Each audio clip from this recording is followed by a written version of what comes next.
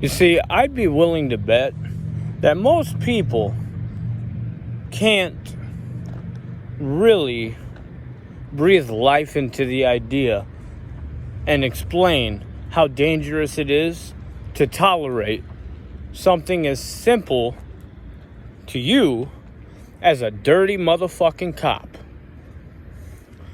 And the kind of problems that a dirty ass fucking pig could cause in this life, in this world, for everybody.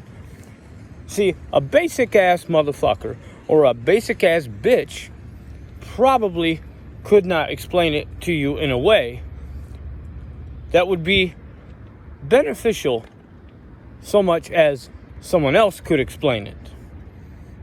But let me tell you, that's just one little thing that needs to be addressed. Of many, many, many things